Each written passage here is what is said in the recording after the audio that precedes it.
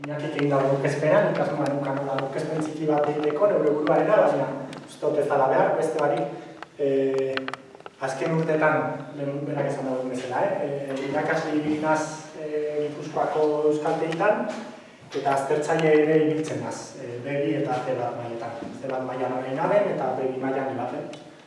Gero, hau komentatzen dizuet, gero azterketa eredua pizkatola zalantzan jartzen doalako momentu batean, eta horrein pizkata azalduko dizuet, iaz egin genuen lana. Lehenengo eta nondik abiatzen da lana? Bueno, bi kontu, bi ideia edo dira. Alde batetik euskararen erabileraren motelardiak sortutako kezka, eta beste alde batetik, esan dizuetan urte inguru daramatzadala euskaltegietan lanean, eta izugarrizko aldaketa ikusiot ikasleen aldetik. Batez ere, helburu aldaketa. Gure lana, irakasle lana ez da bateria aldatu, material gintzan ere, pizkat egingo genuen aurrera, baina ikasleen helburuak iruditzen zaitera bat aldatu direla, hori izan nire ustea bintzat. Eta horren agira zarantza bat daukat. Zarantza dut, agiri bila urbitu diren ikasle horiek, helburua lortutakoan zer ekarpen egingo dioten euskarari. Hau da, euskaltegitik arago jardun baldute euskaraz. Hori izan nire hasierako hipotesia, eta horrek eraman ninduen gero egin dudan lan hau egitera. Hiru bloketan banatu dut azterketatxo hau.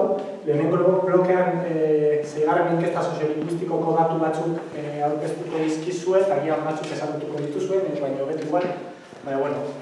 Garrantzitsuenak, edo lanerako garrantzitsuenak direnak aukeratu ditut, pizkatzuek testu inguruan kokatzeko edo. Lehenengoa ezagutza da, ikusten duzuen bezala ezagutzak gora egiten du inkesta batetik bestera, eta azkeneko inkestak ere erakusten du gora egiten ari da. EAen batez ere ezagutza asko gora, hemen adin tarteka jarri dut, eta ikusten denez 16-24 urte bitartekoek, 10-tik 7-tik badakite euskeraz. Beraz, horrek itxaronketzu jarri beharko gintuzke, baina, gero, ikusiko dugu adibidez, erabilera ez da gain pozik egotekoa.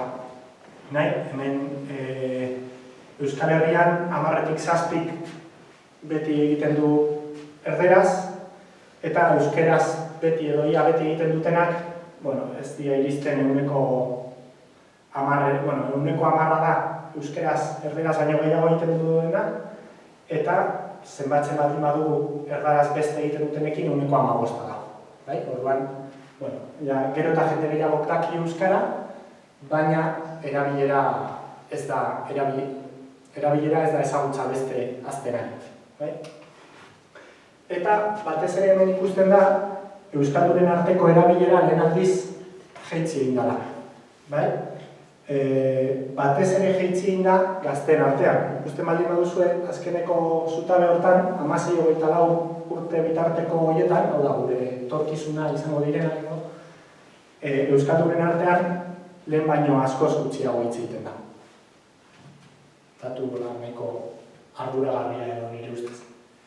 Jarrerei dagokionez, aldeko jarrera zegoen, gaur egun ere aldeko jarrera dago.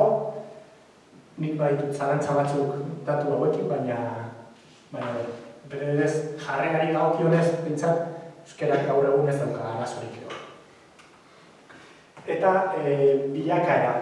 Nire ustez puntu hau oso garrantzitsua da, eta azken urtetan eman da euskaldun tipologiaren aldaketa handia. 1991an euskaldun zaharrak ziren 10-tik 8 euskaldun. Gaur egun aldiz euskaldun zaharrak dira 10-tik 5.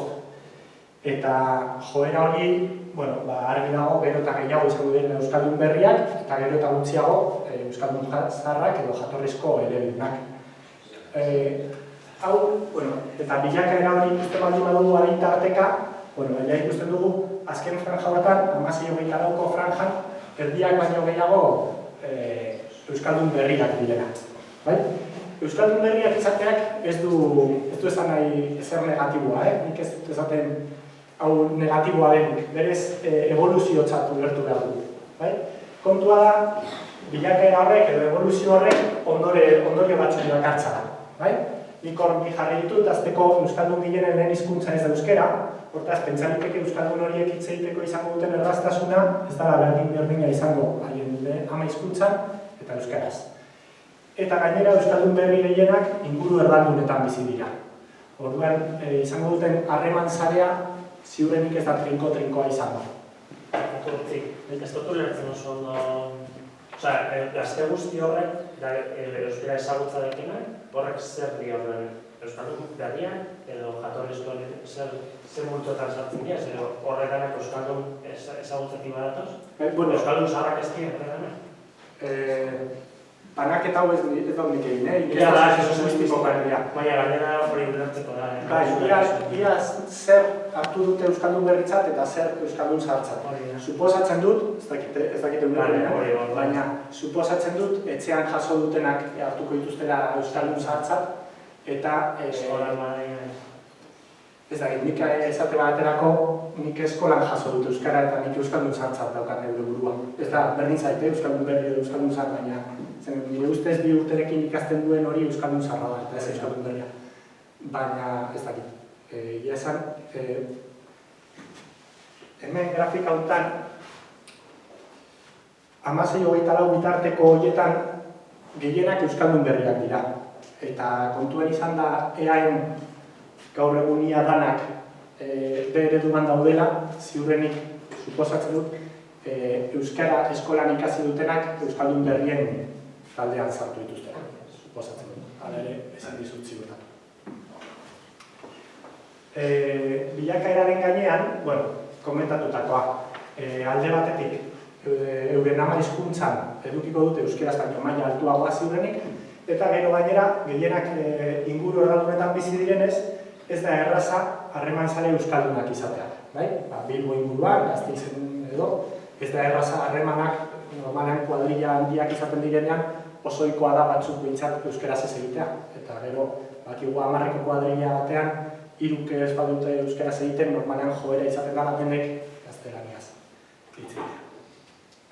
Orduan, bilakaeraren ondorioak, aditu batzuen arabera, erabileraren moteraldiaren kauserik garrantzitsuenak hau ezek dira, lehen komentatu ditugun hauek, bai? Harreman sareko elebidunen dentsitatea eta hizkuntza gaitasun erlatiboa. Hau da, hizkuntza batean ala bestean jarduteko erraztasun handiagoa ala txikiagoa. Orduan, jende asko uste du, hau ezek direla erabileraren moteraldiaren kausak edo. Nik uste dut hauek oso garrantzitsuak direla, baina ez direla erabakigarriak, baina, hortze utziko dugu, eroko bereitziko dugu horri buruz nahi duzu.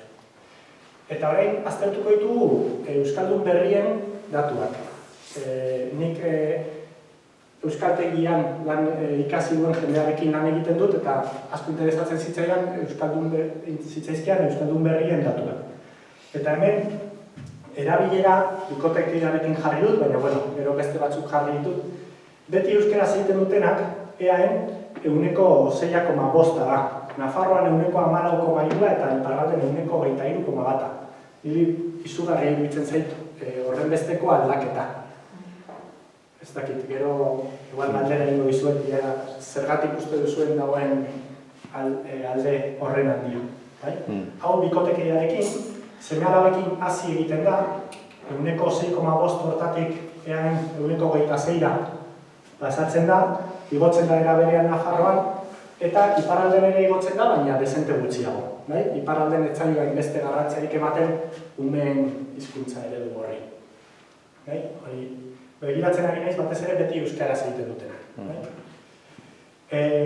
Administrazioarekin aldiz, ikusten duguna da EAen 17 egiten duela beti euskaraz, Nafarroan 7 eta iparraldean 0,0ak. Honen kausa ziurrenik badakizue, baina kontua da EAen euskarak legearen babesa daukala. Nafarroa 3 eremutan dago osatituta, erdal, misto eta euskaldunean, eta euskaldunean soilik egin daiteke administrazioarekin euskaraz, mistoan printzipioz ere bai, nire naiz legean aditu da, zuek agian ontin gehiago jakin duzuet, eta iparralden ez dauka legearen babesik, beraz, ezin behar. Orduan alde handia dago inguru informaletik inguru formalera. Adintarteka behiratzen baldin badugu, Paula pizkat mugitu egin zait, baina gazteen artean beti euskaraz egiten dutenak ez dago gaizki, 0% da. Beti euskaraz egiten dutenak 16-24 urte bitartean, eta poliki hasiz doa. Baina 97,1%, gazteen artean beti erderaz egiten du. Nahiz eta euskaraz jakin. Eta hemendik inkesta soziolinguistikotik ateratako ondorioak, nekoentzat ateratzen dituan ondorioak, dira euskararen erabilera ez dela ezagutza beste gaztenari, begibiztakoa da, baina hizkuntzaren erabileran eragiten duten bi faktore nagusiak hiztunen gaitasun erlatiboa eta harreman sareak dira. Hizkuntza sistemak eta helduen alfabetatzeak euskaldun tipologia errotik aldatu du, azken urteetan, batez ere eaen. Egun, euskaldun gehienak euskaldun berriak dira, oraindik ez, laster gehienak izango dira, zelatzarik gabe. Eta, batez ere, euskaldun berrien erabilera oso eskasa da. Batez ere, gazten artean, eta salbuespen bakarra lana da. Ikusten da, lanean askoz gehiago erabiltzen dela euskera beste esparru informaletan baino. Gero, euskaldun berrien erabilera eaen iparralden eta Nafarroan baino bajuagoa da testuinguru informaletan, eta altuagoa da ordea testuinguru formaletan. Eta, zergatik, nik hau, ez daukat oinarririk hau esateko, baina uste dut Nafarroan eta iparralden ez bezala eaen euskarak lehiaren babesa duela, eta horregatik gertatzen da nagoik hori, eta eaen bultzatu den egiaztatze sistema eta horiek lortzeko motivazio instrumentalak, nire ustez, ez du laguntzen erabilera sustatzen. Hori dela eta egoera informaletan apenas erabiltzen da, eta datuak Nafarroan eta iparralden baino askoz eskazagoak dira. Non euskara ez dagoen agiriei eta motivazio instrumentalari hain lotua. Igual esan diruzegia da, ez dakit ulertzen da. Bai, askoz bat sartu duzu horrez dagoena, baina...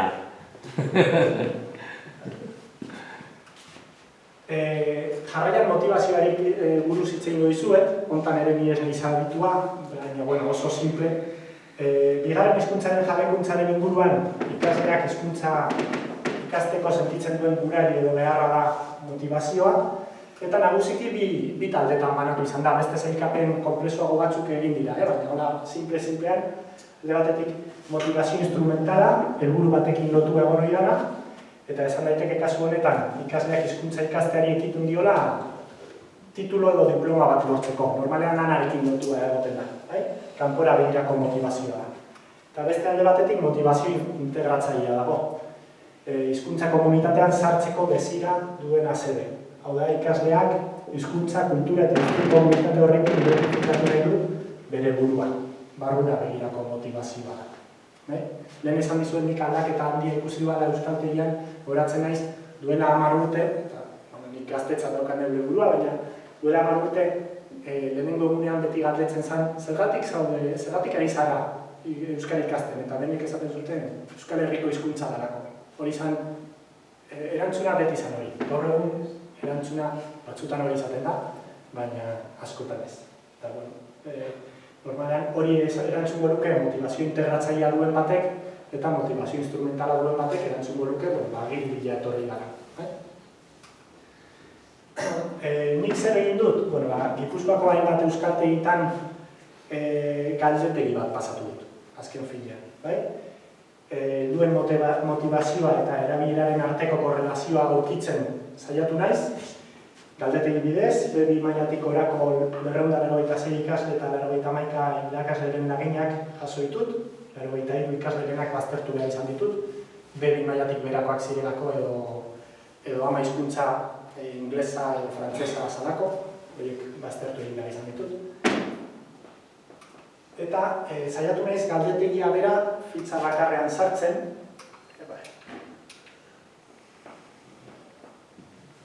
Ez dakit ondo ikusten da, baina galdetegia oso simplea zen. Zergatik ari zara euskara ikasten, hor 5 aukera zituzten eta batetik 5 ordenatu behar zituzten, zein hizkuntza erabiltzen duzu normalean, etxean, lagunekin, lantokian, herriko dendetan, administrazioan eta ambulatorioan, zer moduz egiten duzu euskara, euren mailaren pertzepzioa zein den jakiteko eta zure ama hizkuntzarekin alderatuta zer moduz egiten duzu euskara, eta aukera daukazu zure inguruan euskaraz egiteko. Eta irakasleen galdetik oso antzekoa zen, zergatik ari dira zure ikasleak euskara ikasten, titula lortzeko, lagunekin hitz egiteko, eskolak ematen hasi zinenetik antzeman duzu ikasleen aldetik helburu aldaketarik, baina ara ez, eta erantzuna baiezkoa izan denean ze aldaketa gabaritu duten. Esan gero egiteko. Gero, ia irakasleek uste duten ikasleek maila nahikoa duten, euskaraz hitz egiteko eta harreman sarea duten, eta zein den ikasle horiek gehien erabiltzen duten hizkuntza. Eta bukatzeko irakasleei aukera eman diet euren iritzia hartzeko, galdera ireki bat egin dut, zure ustez euskara maila egiaztatzea lotuta dago euskara erabiltzearekin? Gero ikusiko ditugu emaitzak. Hasteko, hauek dira ikasleek emandako emaitzak. Eta ikasleen bi herenek onartzen du motivazio instrumentala duela, eta heren batek esaten du motivazio integratzailea daukara.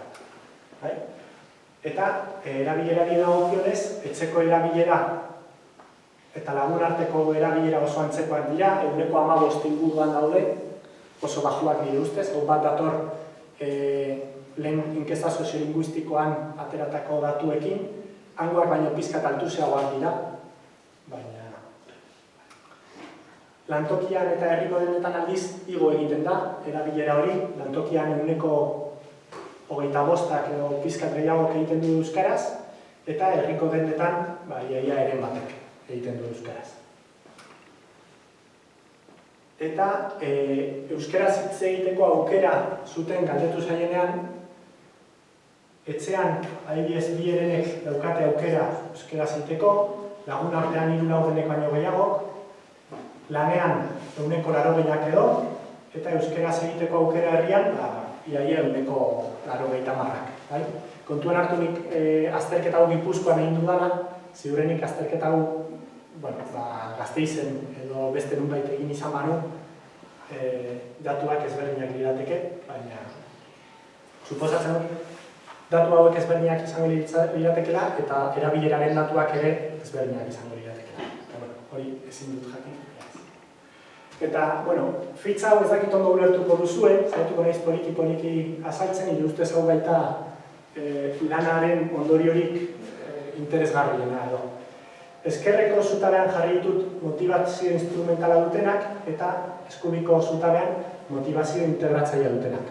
Bereizi ditut batzuk eta besteak, eta gero behatu dut ia horiek zer erantzun duten. Euskara erabiltzen duten, ala gazteran erabiltzen duten batez ere.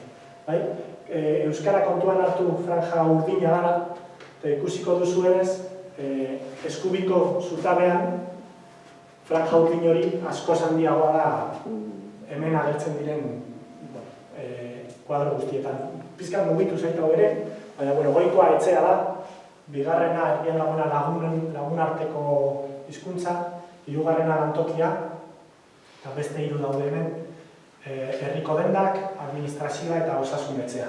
Kontua da, denetan motivazio integratzailea dutenek gehiago erabiltzen dutela euskera, motivazio instrumentala dutenek baino edo hori esaten duten entzat. Galdetegien emaitzak irakasleei dagokionez, irakasleek uste dute gaur egun euskaltegira doazen 4 ikasletik 3 motivazio instrumentala daukala. Behan jarri zuet ikasleek esan dutena, bizkat alderatzeko, ikasleek onartzen zuten motivazio instrumentala zara nagusi, baina bi herenek esaten zuen, irakasleek uste dute denek ez dutela egia esan, eta dela, pertsepzio kontua ere izan daiteke. Eta azken urteetan bilakaerarik eman den ikasleen helburuetan irakasleek gehienek, edo bi herenek baino zeo gehiago uste du baietz bilakaera eman dela azken urteetan, eta ze bilakaera eman den galdetzen zaienean, lehen ikasleen helburua izaten zen mintzamena lantzea eta sozializatzea batez ere, beste gutxi batzuek azterketa prestatu nahi zuten edo gramatika landu nahi zuten, gaur egun aldiz, mintzamena sozializatzea eta gramatika etzaio inor inporta, denek dute azterketa helburu, ia denek. Eta lehen esan dugu, euskara ez erabiltzeko esaten dutela, aditu askok esaten duela, harreman sare nahikoa ez izatea eta euskara maila nahikoa ez izatea izaten dela aitzakia. Bueno, hemen irakasleen arabera, ikasleek harreman sarea nahikoa duten galdetu zaienean, erdiek baino gehiagok baietz uste dute, eta ikasleek maila nahikoa duten galdetu zaienean, gehienek 3 laurdenetik gora esan dute baietz. Horiek hartuta, harreman sare nahikoa dutenak eta hizkuntza maila nahikoa dutenak kontuan hartuta, horiek hartuta soilik, zenbatek egiten duen euskeraz galdetu zaienean, ikusten duzue, 15% inguru da euskeraz egin duena. Beraz, garrantzitsua izango da harreman sarea eta garrantzitsua izango da euskara maila, ez daukat zalantzarik, baina uste dut badaudela beste aldagai batzuk oso kontuan hartu beharrekoak eta inon agertzen ez direnak. Eta bukatzeko, irakasleen emaitzekin bukatzeko, galdera ireki bat zegoen, zure ustez euskara maila egiaztatzea lotuta dago euskara erabiltzearekin. Eta hau ezek izan dira erantzunak, 28 ez dute erantzuna arrazoitu, beste barik bai ez edo ezerrez jarri dute, 3 ez dute erantzun, 2 baietz jarri dute, beste barik, eta 23 ezetz jarri dute arrazoitu barik, eta beste 73 arrazoitu dute erantzuna. Eta arrazoitu duten horien artean ezezkoak 53 izan dira, maila txikian lotura bat aitortu diotenak 4, baiezkoak 2, eta galdera kontrako zentzuan ulertu dutenak 4. Irakasleek ere ez omen dute, ez dute antza galdera ondo irakurtzen, nahiko simplea za, baina asko ez dute. Zelan zain galdera? Simplea za, baina... Zure ustez euskara maila egiaztatzea lotuta dago euskara erabiltzarekin? Igual ez da nien simplea ez dakit. Kontua da batzuek kontrako zentzuan ulertu zutela.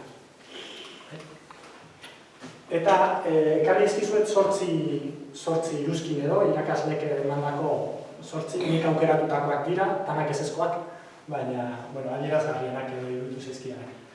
Ez, euskara maila egiaztatzea lana aurkitzarekin naiz titulua lortzearekin dagoela lotura esango nuke, eta ez erabilerarekin.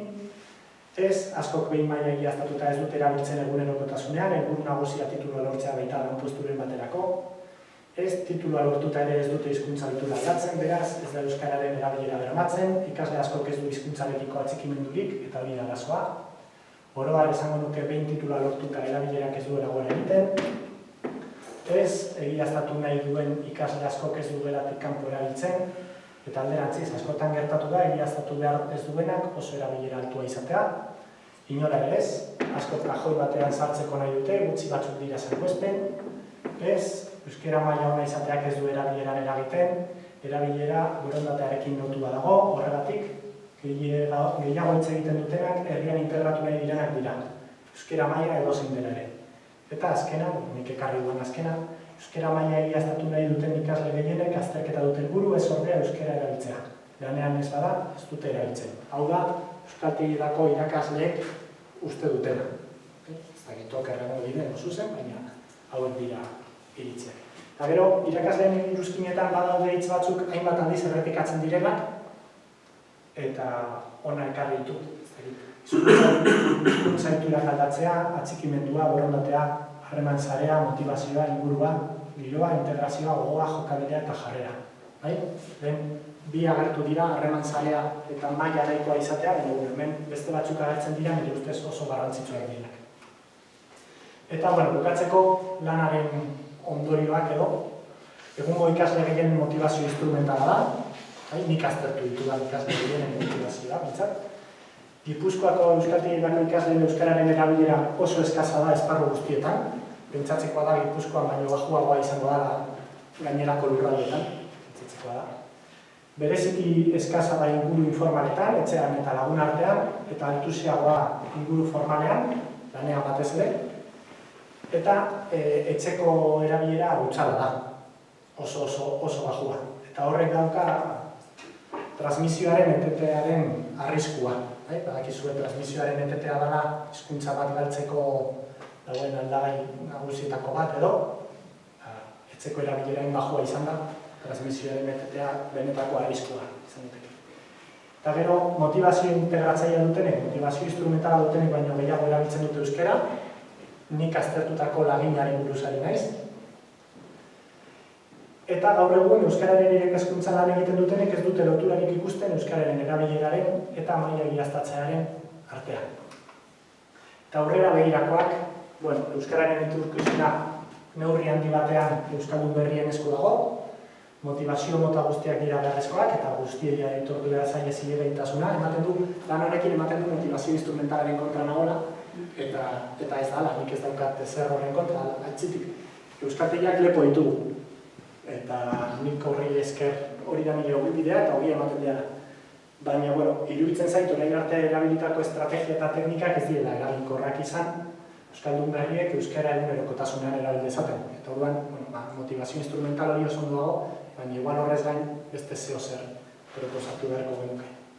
Erraza da hori ezatea eta zaila irten bideak topatzea, baina. Eta gero nire iritziz, egungo azterketa sistemak nire iritziz ez dio mesederik egiten euskarak duen gabeziarik handienari, erabilerari. Eta hor utzi dut galdera, azterketa ereduak aldatu litezken nola, zer, ni oso ausarta naiz eta gauzak nola esaten ditut, baina bakit oso komplikatua da. Euskara ezin da soilik derrigortasunezko edo esparru normatiboan hasi, eskolan eta lanean, handik haragoko jauzia egin beharko luke, nire ustez. Balio baikor eta positiboekin lotu, seiziatiko hizkuntza bihurtu behar dugu, freskoa, dibertigarria, atsegina, erakargarria, moderna eta nola ez erabilgarria. Eta emozioen garrantzia jarri dutor, badaude proiektu batzuk nire ustez oso interesgarriak direnak, mintzalagun, jakit hemen Gasteizenek ondo funtzionatzen duela, barnetegi biltegiak, ez dakit ezagutzen dituzuen. Giro positiboa eta aukera linguistiko berdintasuna bultzatu eta erakundeen arteko elkarlan eta elkarkidetzan oinarritutako diskurtso euskaltzalea indartu behar da, hori erraza da esatea eta zaila egitea. Hainbat esparrutan euskararen referenteak izan daitezkenak identifikatu eta sustatu behar dira, musikari, kirolari, zientziagile, idazle, antzerkigile, hainbat esparrutan, nik hor batzuk jarri ditut. Iruditzen zait gaur egun erreferenteen kontu hau landu egiten dela, baina lantzen da euskal herritar identitatearekin baino edo euskararekin baino lurraldetasunarekin lantzen dela, eta iruditzen zait hizkuntzarekin landu beharko litzatekeela gehiago. Eta euskal hiztunak ez direnei, euskara hizkuntza gustagarria, bizia, adierazkorra eta multifuntzionala dela erakutsi behar diegu, eta lortu behar dugu hiztun ez diren horiek euskara ikasi eta erabil dezaten. Azken finean hori zelaita gakoa, erabilera. Eta ez da ezer irakurtzen, baina PowerPointean irakurtzen zen, beste barik Maialen Lujambiokiaz idatzitako korrikaren leloan idatzitako mezua da, esaten du, ez dakit baten batek irakur dezaken, ez du buruz dakiela, baina ez da, esaten du mundu bat euskarak, mende erdia euskara batuak eta ehunka milaka bizi eta gogo euskarak batuak. Eta, besterik ez, eskerrik asko aitzeagatik eta galderaren bat baldin baduzu edo, uste dut, bi aurkezpenak jarraian egingo ditugula. Igual salduko dugu tartetxo bat, ze oso gai ezberdinak dira, eta igual bestela dut, konengo jaku zuk esan dituzun nahi bat kontu, gehienontzat ezagunak izan daitezkenak, baina, bota dituzu olako bomba batzuk, ez? Hemen badauz euskara irakasle izandako asko, batzuk oraindik ere irakasle direnak, eta euskaltegietan ibilitako asko ere badira. Orduan, 10 minutuz edo, ez dugu gehiago luzatuko, ze bestela landerdi ez diogu utziko denborari. Baina 10 minutu galderantzun batzuk egiteko.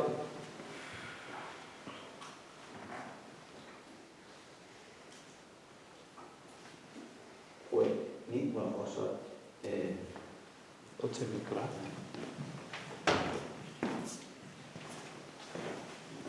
Ni zera, ezin du batean hau ezin iztekatu eta nik, ikusi nuen eta ikusi nuen gazala da, adibiz, euskera egiten dutenak ere, bizikaren artean, ez dira eskolte egiteko lekazera, baina igualatzu oso gaitazen dut, zera, gure erreferentzia kultural gehienak edo gizarten daudenak, erderaz dira, ia guztiera gorderaz, maikabila kanal gazteraz edo guztietan, eta euskera ziru kanal dola,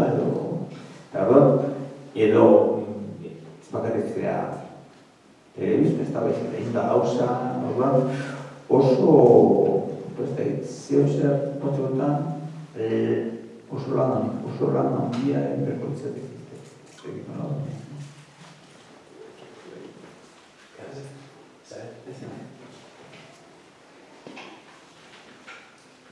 Gasteizera ekarreta kontua oso bai korritu zaitut esan duzunean ikasle gehienak D ereduan ari dira. Gasteizen erdiak eta erdiak dira D ereduan ari dira eta guztietan. Eskola publikoan ari da Arabar D ereduan ari dira Arabar guztien laurogei. Eta beraz arazo bat daukagu eskola konzertuak. Baina guztiak D ereduan ibilita ere DBH bukatzean onartzen zaie B bat. Eta B bat maila ez da lasaitasunez, lagun artean aritzeko maila. Eta ostera guztiak egitera zeraniaz. Beraz, jauzi hori eskatzea, gaztei, jauzi eskatzea aritu zaitez txartuen dakizuen hizkuntzan. Eta utzi lasai eta pentsatu gabe ateratzen zaizun hori. Hori eskatzea eskolak baino eman eskizunean ezin eskola. Horren, erabilera planteatzen denean ezagutza asko hasi da erabilera gutxi normala da. Zeren ezagutzaren gehikuntza horretan sartzen ari gara benetan B bat maila baino ez daukatenak. Eta sartzen ari gara ezagutzaren tarte handi horretan, amazia horretan horretan, Eta sartzen ari gara ez bakarrik, D eredukoak eta B eredukoak ere, bien onartzen zaielako B bat maila. Beraz, ezagutza ez da inbesteaz. Eta ezagutza hasi dela diogun multzo horretako askok ezin du erabili. Ezin eskoa dauka. Orduan, nire ustean hasi beharko genuke lasaitasunez begiratzen benetan zein den goera. Zeren horretan oinarritzen bagara, eta egia da, euskalgintza horretan oinarritzen ari da, horretan oinarritzen bagara, oinarri ez asko da, nire iritzen. Oso interesgarria iruditzen zait egin duzun hausnak eta hori, nik ez dakit zehazki zintan Gasteizko errealitatea. Iruditzen zait, arrazoi izan dezakezula, agian orduan kontua da, inkesta soziolinguistikoa egiten denean, zer den euskararen ezagutza igual hobeto zehaztu behar da. Hau da, zer da ezagutza? B bat maila ezagutza da? B bi ezagutza da? Ez dakit. Badakit, justu gaur, edo atzo, mezu bat iritsi zeidalako, eta badago asmoa, hainbat institutotan eta euskara probak egiteko, hau da, B bat eta B biko euskara probak egiteko, jakiteko aitortzen zaien, berez ikasketak euskaraz egiteagatik aitortzen zaien maila hori benetan ikasleek duten, ala ez. Ez dakit, igual hori interesgarria izan daiteke, baina, bueno, ustut arrazoi dut. Interesgarria oso, baina ebaluazio diagnostikoa egiten denean, ahozko azterketarik ez da egiten. Eta hori ezakeria guzara. Nola jakin dezakegu eta ebaluazio diagnostiko guztietan agertzen da D ereduko ikasleen euskara maila jaisten ari dela.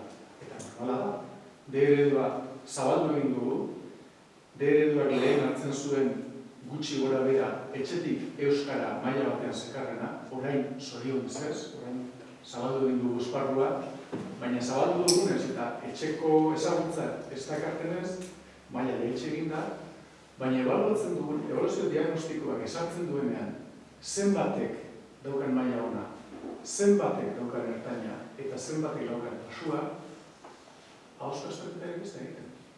Beraz horrek, ez du balio, gero, erabilerari buruzko hausnarketa bat egiteko. Ez du balio. Zeren, erabili gazte kalean ez dut erabili. Erabiliko dute hauz, edo ez dute. Nik uste dut, benetan uste dut, berriz ere planteatu behar dela nola neurtu benetan zenbatekoa den Euskal Herrian dagoen Euskaldun kopurua. Eguneko. Uste dut eskarela asmatzen da. Uste dut. Egia zan, ez dakit ebaluazio diagnostikoko hori esan duzu, eta ez dakit zehazki nori egiten zaion eta nori ez zan dut. Lehen hezkuntzan laugarren mailako ikasleei eta DBH-en bigarren Zaila ikasleei. Eta ez dago oso azterketari, ez dago oso elkarrezketari, ez orduan. Hortik ondorio izatzea, bai maila hona duzu, edo ez daukazu maila honik, niri oso. Bueno, ni berez oso kritikoa naiz azterketa ereduarekin. Iruditzen zait gaur egun idazmen probak garrantzi gehiegi daukala eta ahozkoak oso gutxi. Ordena ikustea baino ez da.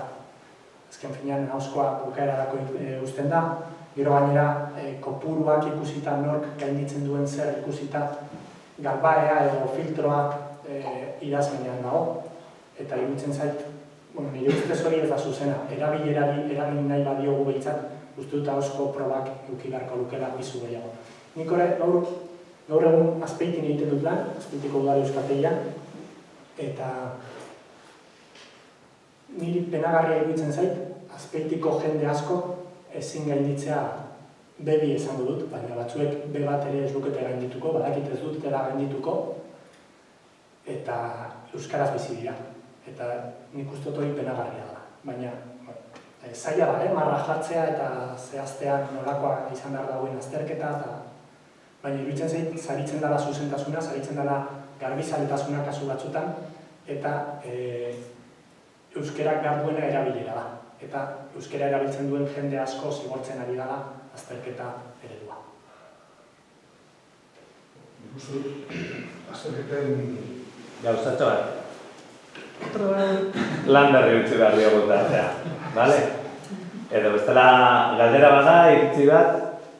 Ez, nik uste dut pixkat gauzak nahazten ari gara, ez? Azterketen helburua ezagututa erabilearekin. Orduan, erabilera, igual beste esparru batzuetatik etorriko da, baina ez azterketa gainditzen delako, ez delako gainditzen. Orduan, iruditzen pixkat nahazten ari gara gauzak eta gauzak Bale, perfecto. Landerrek bere aurkezpena egin eta gero da, tartea eukiko dugu bukaeran, da heltzen diogu berriro gai horri, bale? Zipa aldatuko dugu. Eta...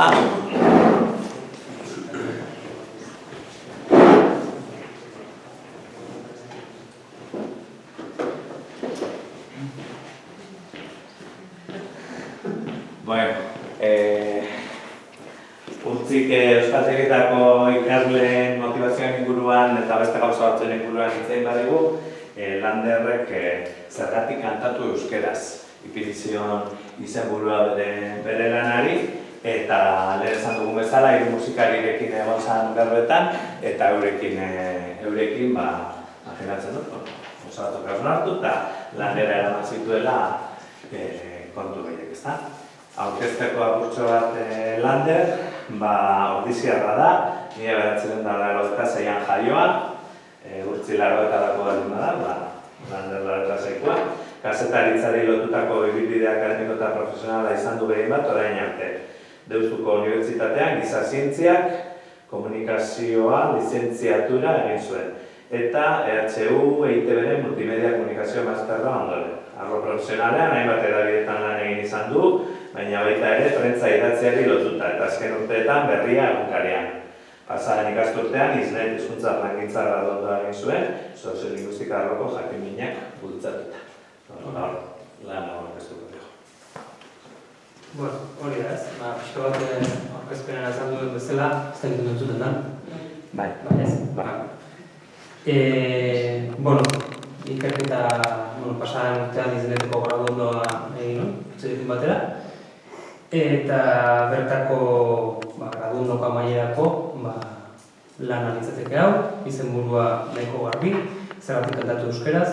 Eta lanaren sortua pixkat bai izan duzen, bai bi musikazalea ban naiz, eta zaletasun hori, graduondoko amaierako lanera eman izan duen, ez?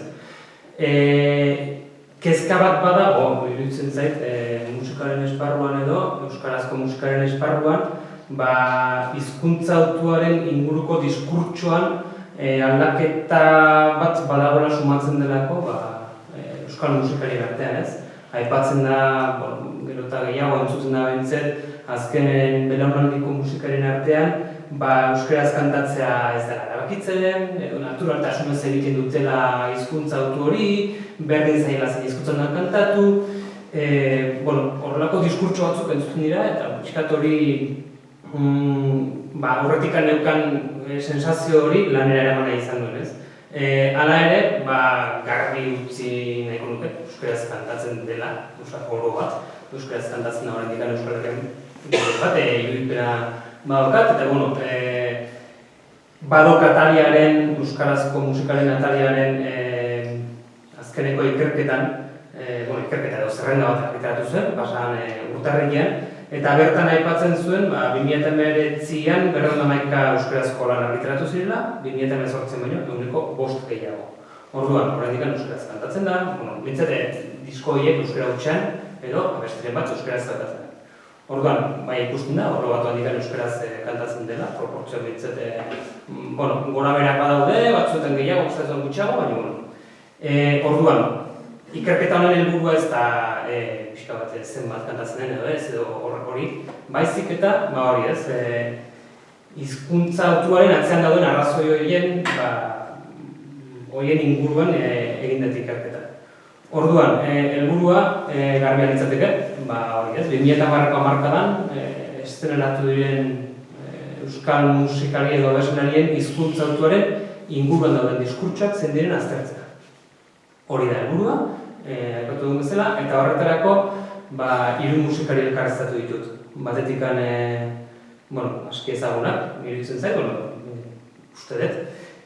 Elkarreztatuen lagina egiterakoan, saiatu naiz ingurune soziolinguistiko ezberdineko musikariak aukeratzea, lurralde ezberdinetakoak, eta 2010ko hamarkadan lehenengo disko argitaratu duten musikariek izatea baita ere, 30 urtetik bera izatea 2018an, okerrezonez, eta baita ere gaur egungo belaunaldi gazteen artean edo arrakasta bat edo edukitzea, ez? Eta, uste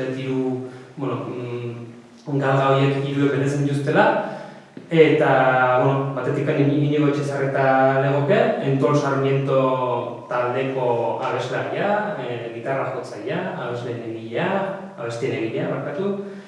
Eta bera Arabar Errioxakoa da, Ekora herrikoa, gainerako taldekide, bera da taldeko euskaldun bakarra, berak idazten ditu abestiak, gainerako batek dutuzte Extremadurako dela, beste Errioxakoa, eta lehenengo disko argitaratu zutenean 4 abesti zituzten euskaraz, eta azkeneko 2 diskoak erabat euskara hutsean argitaratu dituzten. Gero bestalde, Izaro Andres musikaria dago, aski ezaguna azkeneko bolada honetan, disko berria eta argitaratu berri do Limones en invierno, izenekoa. Eta, gazte belaunaldien artean eta Euskal Herrian bertan arrakastara izaten ari dena, eta baita Euskal Herriaren kanpo ere, Espainiar estatuan, baita ere Mexiko aldean, arrakasta izaten ari eta musikaria da. Miamiako bakarlaria da, Miamiako musikaria da, eta inguru euskaldunekoa, biztu denez. Eta azkenik, Josun Erekistain musikaria baita elkarreztatu dut, Untza musikataldeko rekitilari, abeslari, letra egile, eta, bera laskurrekoa da, Debako laskurra osokoa, eta ere ingurune euskaldunekoa. Ez eta aipatu, Izarok euskeraz, gazteleraz eta ingelesez kantatzen du, erdiak uste gutxura bera euskaraz direla, eta gainerakoak gazteleraz euskeraz, Entol Sarmientoren kasuan aipatuet, gazteleraz eta euskaraz hasi, eta euskara hutsa dukatutela, baina Untzaren kasuan euskara hutsen argitaratu dituzte orain arteko 2 edo 3 diskoak, ez? Arrakasta handia lortu zuen gainera, aldapan gora, abesti ezagun arekin, ez? Bueno, pixka bat sarrera gisa hori azalduta, bai gustatuko litzaidake hiru musikariek egin dituzten diskurtso horiek aztertu ahal izateko behintzat, teoria pixka bat gainetik bada ere, zertzela batzuk ematea. Lehenago aipatu ditu Urtzik zertzela batzuk, antzekoak emango ditut, gai ere antzeko delako. Eta baita ere, gustatuko litzateke, aurreko euskal musikarien belaunaldiek eta egin dituzten hizkuntza hautuen nondik norakoak eta ezagutzea, jakiteko gaur egun nola gauden, baina baita ere aurretik nola etorri garen egungo gara, ez? Orduan, pixkate hasteko hizkuntza hautuaren kasuan, nik jarrera eta aipatu ditu pixkate, hizkuntza hautuan bi barne eragile horiek direlako, batez ere eragiten dutenak, ez? Jarrerak eta motivazioak bien arteko mugara eta oso fina da, neko harreman estua daukate, baina, pixka bat zehaztearren jarrera da soziolinguistika eskuliburuaren arabera hizkuntza edo aldaera baten aurrean alde edo kontra erantzuteko edo ekiteko joera. Hau da, hizkuntza hautuak norberak izango duen jokabidea bideratuko duen barne joera hori, ez? Bestalde, motivazioa litzateke hizkuntza bat txepetxen arabera, beti ere, hizkuntza bat ikasi edo erabiltzea bideratzen duen arrazoi, desio edo interesak. Beste modu batera esan da, hori ez, hizkuntza hautuaren zergatia dela esan nahi dira. Ikusten duzuen bezala, bien arteko muganeko fina da, baina, bai garbi gelditzen da, barne eragileak dira, norberak barnetikan ateratzen dien eragileak, ez?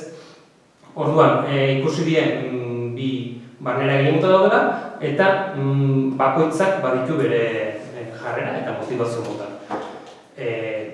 Integratzailea eta instrumentala, lehen Urtzik azaldu ditu, jarreretan, pixkat gainetik azaldu ditu berez ere, hizkuntza bateko atxikimendua azaltzen danean garatzen den jarrera ditzen zaio integratzailea, hau da, hizkuntza komunitate batean, herri euskaldun batean edo, integratu nahi denean edo, hizkuntza bat ikasi edo erabiltzera bideratzen duen jarrera, ez?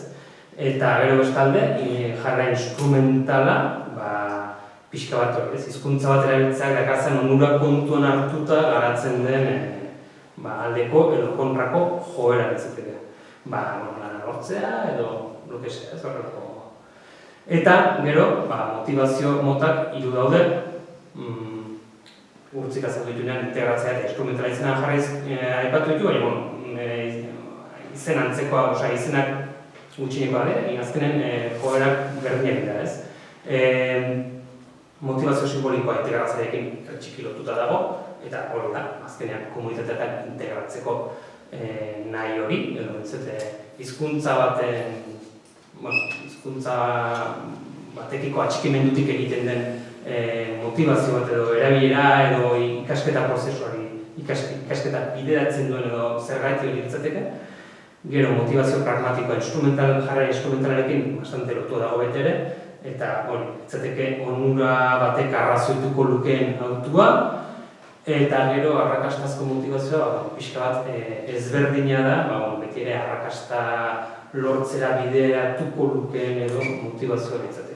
Arrakasta sozioekonomiko bat, edo elite batek hitz egingo baluke ez dakitze hizkuntza, elite horrengana gerturatzeko edo, elite edo lokesea, komunitate bategana, arrakasta duen komunitate bategana, hori ikasteko motivazioa litzateke.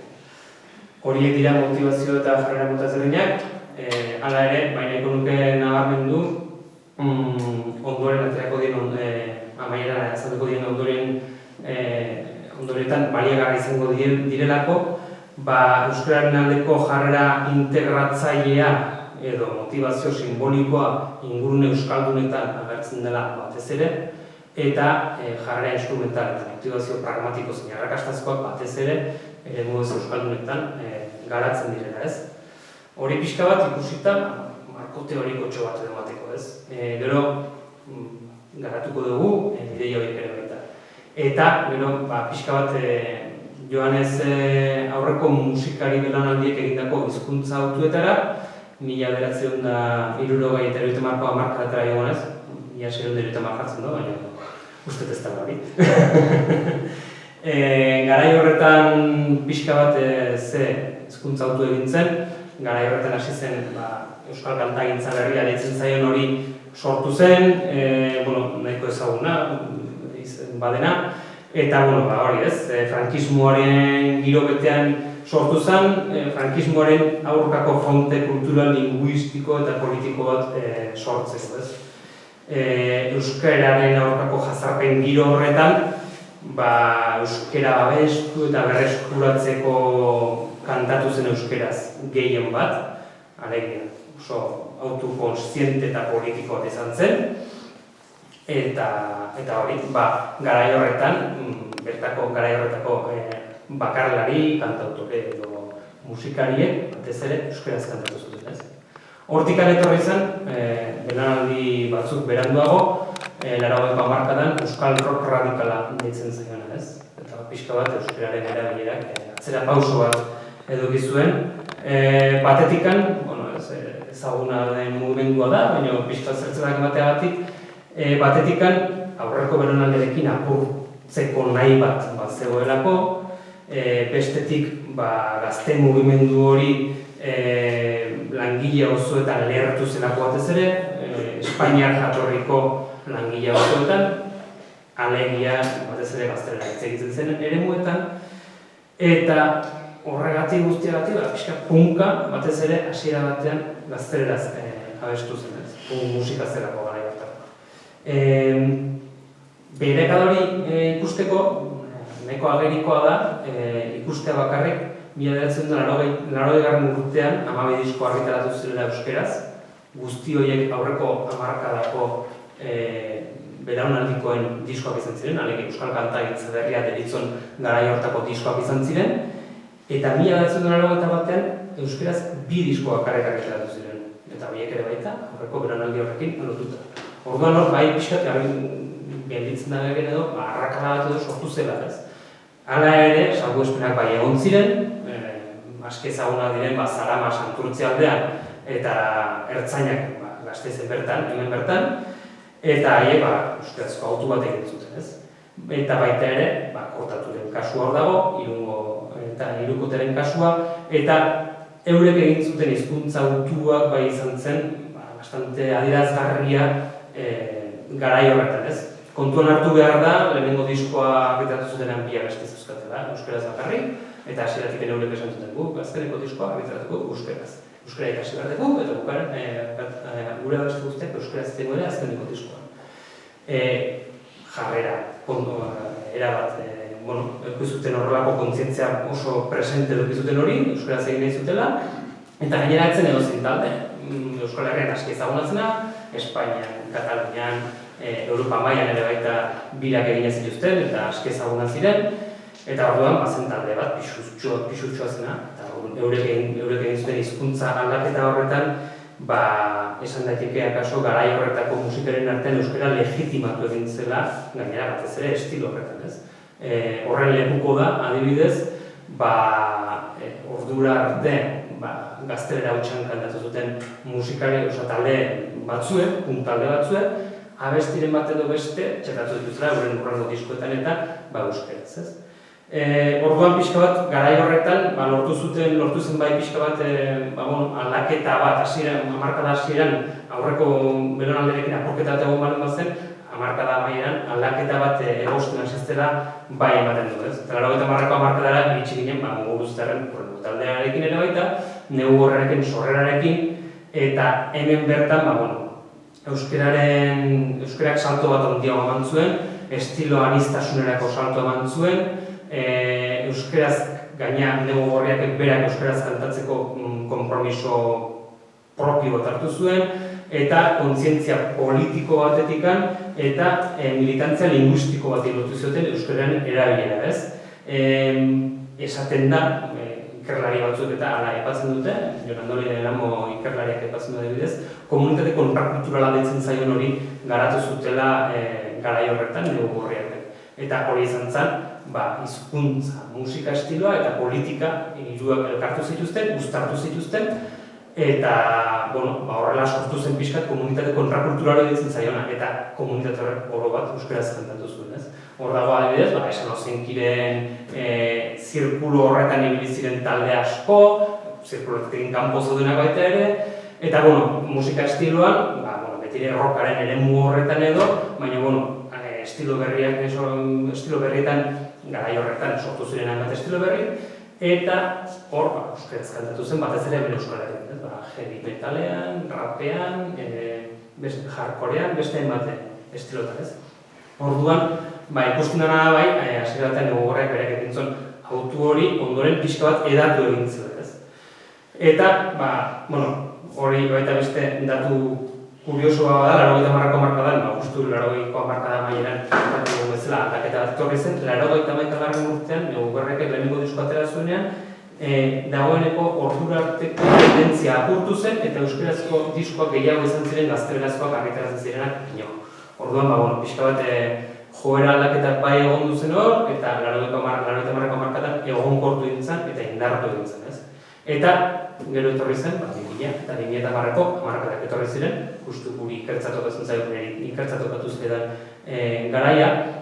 2000ko hamarkadan, horrendikan, 80ko hamarkadako arrastoiek horrela izan ziren, eta hasiera batean bai komunitate kontrakultural horrek indarra bazeukan, eta euskaraz kantatzen zen hainbat estilotan, estilo berriak agertu ziren, eta euskaraz kantatzen jarraitu zen, baina, pixka bat gazteleraz eta ingelesez kantatzeko joerak gora egin zuen, eta aipatutako komunitate kontrakultural hori deitzen dioten horrek, pixka bat indarra galdu zuela ikusten da baita ere, ez? Hor, badago akaso zergatik ere izan daiteken edo, ez dakit nik zergatik hori ez da gure ikerketaren asmoa ere, baina 2005ean EHUko identitate kolektiboen zentroak ateratu zuen ikerketa batean bai aipatzen da, garai horretako gazteek, pixka bat euskaltasuna ez zutela hizkuntzarekin lotzen, baizik eta kasik Euskal Herrian jaiotzarekin bakarrik ere uste zutela euskalduna zirenak, ez? Orduan pixka bat horregon daiteke, pertzepzio aldaketa bat hasten dela edo, eta agertzen da diskurso aldaketa bat, ez? Hizkuntza auturik egiten ez dela dioten musikari batzuen, diskurso bat, ez? Eta hori da, niri aztertzea eta ikertzea erabakideten gaia, eta hor kokatzen da, akaso, ikerketa gaia, ez? Orduan, hori pixka bat ikusita Marko Teoriko pixka bat zein da, eta ikusita baita ere, euskal musikariek aurreko belaunaldietan egin dituzten hizkuntza autuak zein izan diren, pixka bat aztertuko ditut, alaituko ditut, egindako 3 elkarrizketak, ez? 3 musikariekin egindako elkarrizketak. Elkarrizketak luzeak izan dire, eta, asko eman do elkarrizketa bakoitzak, baina, pixka bat denbora mugatua da, ez eta zuen txapagai izamateagatik ere, 2 puntutan, nire ustez importanteak eruditzen zaizkean 2 puntu behintzat bai nabarmenduko ditut, batez ere hizkuntza autuaz esaten dutenak, eta gero baita ere horreko belaunaldiek egin duten hizkuntza autuaren kontzientzia ote daukaten, eta horreko belaunaldiengan zein eragin daukaten, aber badakiten, kontziente diren horretan edo ez. Orduan, Izaro Andresek, hizkuntza autuaz esaten duena, esaten du berak ez duela inoiz erabaki zein hizkuntzatan kantatu, esaten du gainera bere hizkuntza autua artistikoa dela. Esaten du momenturen batean kantu bakoitzaren melodiak eskatzen dionaren araberakoa dela bere hizkuntza autua. Jarrezketa batean, entzun nion behin, esanez, beretzako ez dela berdina, goiara edo kutsara esatea, sonoritate diferentea daukalako. Orduan, sonoritate horren arabera egiten duela berak hizkuntza autua. Ez duela hizkuntza auturik egiten hori bere esanetan. Kantatzen duen hizkuntza guztietan ere berdin sentitzen dela esaten du. Alegia, ez du atxikimendu berezirik sentitzen hizkuntza batean kantatzen duen edo beste hizkuntza batean kantatzen duenean, eta euskaraz kantatzea ez dio izaera bat lotzen. Alegia, euskaldunan ezenako kantatu horret euskaraz, ez du hori zehazten. Eta gainera esaten du, euskaraz kantatzea izaera bat lotzen zaionean, hori erabaki politiko bat balin bada soilik egiten dela. Hori ez da berak egiten duena, ez du berak auturik egiten, bere arabera, berak esaten du ez duela hizkuntza auturik egiten, Eta horregatikan esan daiteke hizkuntza autori artistikoa dela. Eta aipu horretan esaten duen ere baita, beretzako hizkuntza bat, artistikoa deitzen zaien hori, gitarra akustiko bat edo elektriko bat aukeratzea ez dela da beretzako. Nahiko deigarria iruditzen zait, eta gaina deigarria da kontraste bat akaso egon daitekelako, ez? Berak elkarrizketan zehar euskararen egoeraren inguruko kezka badauka, ikusten du, gazte askok ez daukatela tresna bezala erabiltzeko beharrain bat abiezia, ez dauzkatela baliabide asko, eta orduan berak ikusten du abeziako daudela, baina gero ondoren ez du autu konstiente hori egiten, auturik ez du egiten ez da ere, bere arabera, ez? Esaten duelako gainera, musika dela bere hizkuntza nagusia, eta gainerakoa bigarren planoan egiten dela. Hori ikusita hizkuntza autuari dagokionez, euskararen aurreko belaunaldiek egindako autuaren inguruan berak aipatzen du, badakiela hainbat musikarek egin dituztela autu batzuk bere aurreko, berak baina horretik ez. Bere aurreko belaunaldiek egin dituztela hizkuntza autu batzuk aipatzen ditu Anari eta Fermin Muguruza. Pero esaten du berak ez dakila gainerakoek ze hizkuntza autu dituten, ez dielako galetu zergatik, akaso naturala zailako besterik gara, hori da berak dioena. Edozein modutan, berak konstiente da aurreko belaunaldiek eta euskaraz kantatu dutela, eta euskaraz kantatzeko autua egin dutela. Eta gainera esaten du, aurreko belaunaldi horiek egin duten musika hizkuntza autu horrek, berak libre egin dutela, berak nahi duen hizkuntzan kantatu alizateko. Gainera, konstiente da betera, urrengo belaunaldietan, eta eragina izin dezakela bere hizkuntza autua, berak zen hizkuntzatan kantatzen duen. Orduan, hori da berak dioenaz, bere diskursoa hori da. Gero Josunarak esainen kasua dago, aski ezberdina da bere kasua, berak esaten du, bere hizkuntza autua naturaltasunez egin duela. Ez zuela auturik egin, beretzako naturaltasunez bere ingurune guztia euskalduna da, ere euskaldun baten bizi da, bere lagun taldea, familia, taldekideak dira euskaldunak dira, eta gaina euskaraz hitz egin dute gehien bat, edo erabat, eta horregatikan berak zein hizkuntzan kantatu erabaki ez duela planteatu ere, bere bizitzako beste alor batean bezala euskaraz kantatzea erabaki duela. Hortaz aparte, esaten du baita ere, rekitia jotzen du, eta rekitia euskararekin erabat lotuta egon dela esaten du, ez? Azken ginean, euskaraz rekitiarekin jotzen diren abestu guztiak euskaraz direla, eta kasu horrek ere bete naturaltasun horretan eragina izan dezakela. Hori bestalde, eta gero bestetik, berak ere bete hizkuntza autuaz esaten duena da, berak bere inguruneari kantatu nahi diola, ez? Alegia, bere inguruko pixukide, lankide, olokeseari, bere inguruneari kantatu nahi diola. Orduan, bere ingurune guztia euskalduna denez, orduan, euskaraz kantatzen dela.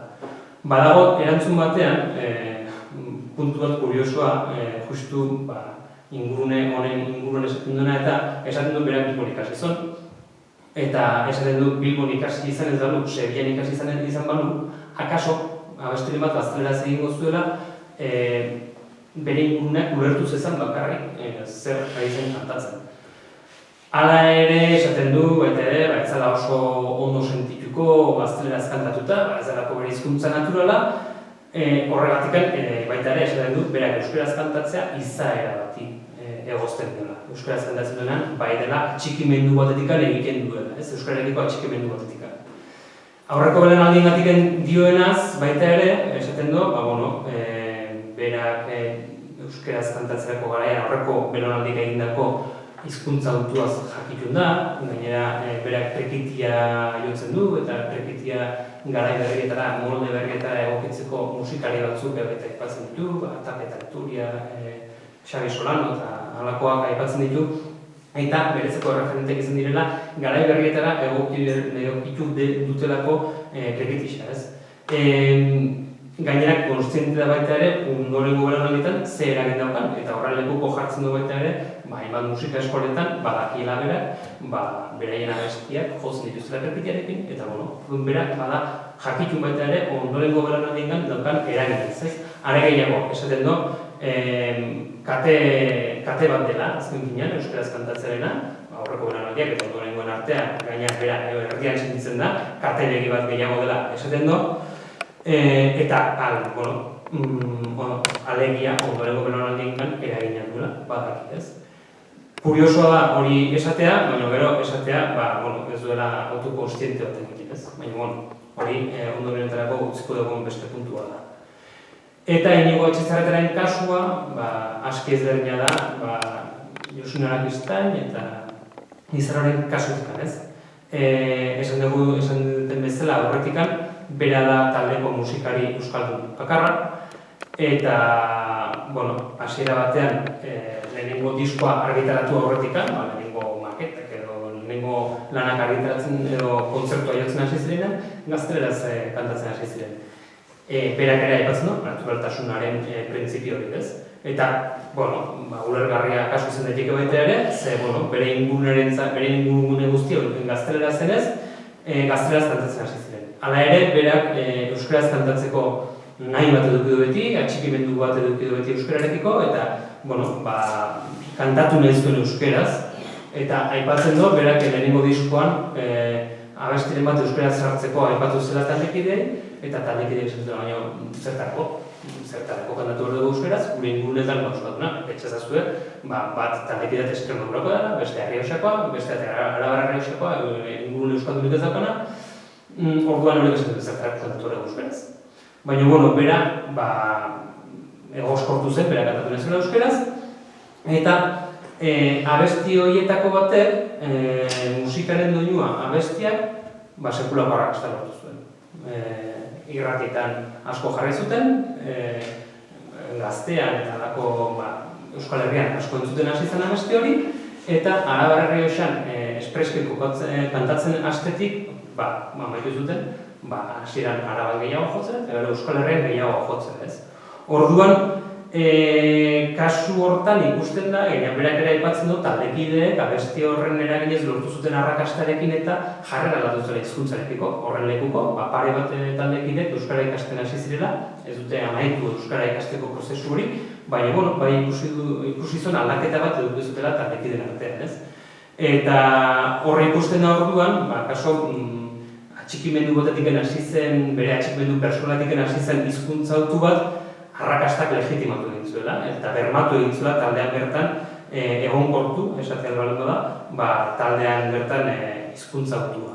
Horren lekuko, hori ez, azkeneko 2 diskoetan, euskara gutxen bakarkaketaz kantatzen dutela, eta berak esaten duen ez, dagoeneko hizkuntza autua ez da ingo ez da baida. Ondorengo belaunaldien artean gainera, eragina duela badaki, berak ere aipatzen du aurreko belaunaldiek egindako hizkuntza autuaren kontziente da dela, eta ondorengo belaunaldiengan eragina duela badaki, gainera esaten du, hori ez, ikusten dituren gazteko harria bat edo, elkarren artean gaztelera zari direla, bere inguratzen dela, eta euskaraz hasten zaizkiola bera, ez? Orduan, kontziente bada, hizkuntza autu horrek, egindako hizkuntza autu horrek, ondorengoengan badakatela eragina, ez? Orduan, hori da pixka bat, 3 elkarrizketatuek, eman dituzten erantzunetan, lagurtuta, bintzet, 3 kasuak, eta hortikan pixkat ondorio batzuk atera ditut, ez? Nagusiki, 3 ondorio nagusi atera ditut, horietako bat, nahiko garbiak, ez? Hizkuntza autu kontzientea egin dela eremu ez euskaldunean, alegia, Inigo Etxezarretak egin duela hizkuntza autu ere bat kontzientea, eta hizkuntza autu ez kontzientea egin dela eremu euskaldunetan. Hor daude,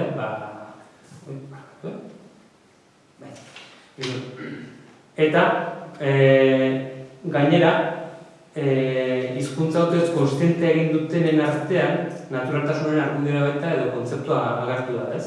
Arakistainek aipatu du, hori ez, bere ingurunea euskalduna delako egiten duela euskaraz kantatzen duela, ez? Orduan testu ingurune ikusteko dena araberako izan daiteke naturaltasun hori. Eta horrek akaso, iruditzen zait, arrisku bat ekarri dezakela.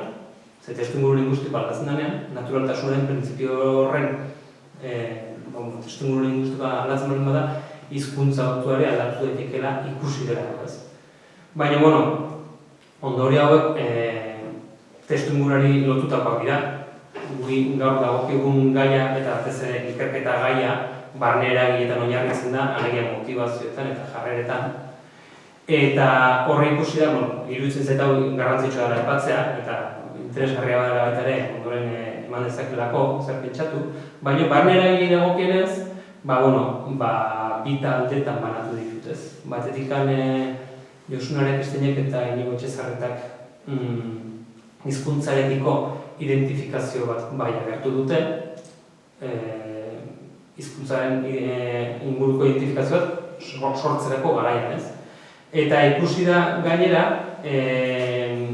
ingurunearekiko hizkuntzaren aurkakoak diren baldintza dauden inguruneetan indar handiago izan dezakela motivazio simboliko honik, ez? Alegia, Inigo Etxezarretak autokontziente bat egin duela azpimarratu du eta ikusten da gainera oso nabarmenki egin duela autu hori, eta horren ikusten da kaso motivazio simboliko horrek pisu edo arrazoi gehiago edo zergatik gehiago sortzen duela akaso eremu ez euskaldunetan.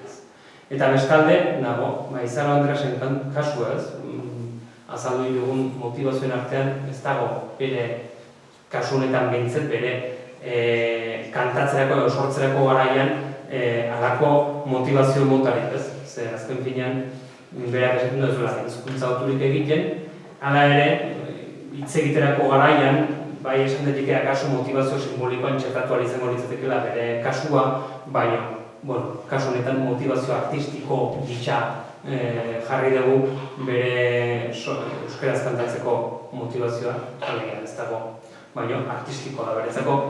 Hori interesantea izango litzateke, motivazio horren atzean egon daitezkeen motivazio sozial edo pertsonalak zein izan daitezkeen aztertzea, hori ez da ikerketa gaientzako gaia izan.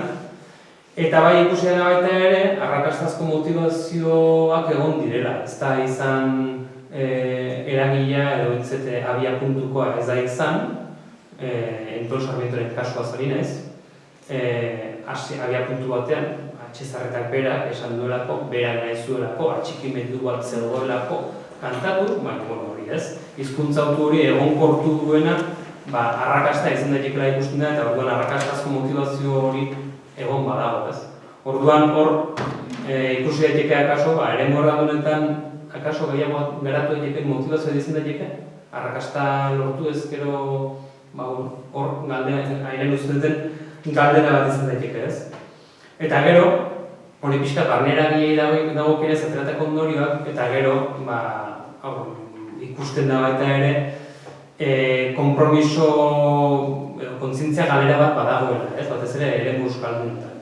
80ean garatutako konpromiso linguistiko bat egon zela azaldu dugu lehenago, nola pixka bat euskaraz kantatzeko nukleo bat edo sortu zen, eta ikusten da hartan sortu zen kontzientzia horretan badagoela galdera bat, ez?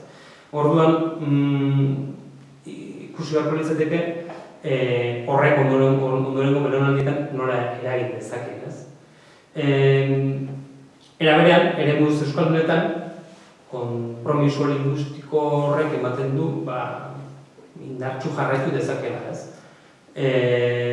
Azken finean, kontrako euskara hizkuntzaren aurkako eremua, egoa kasuz, esango edik.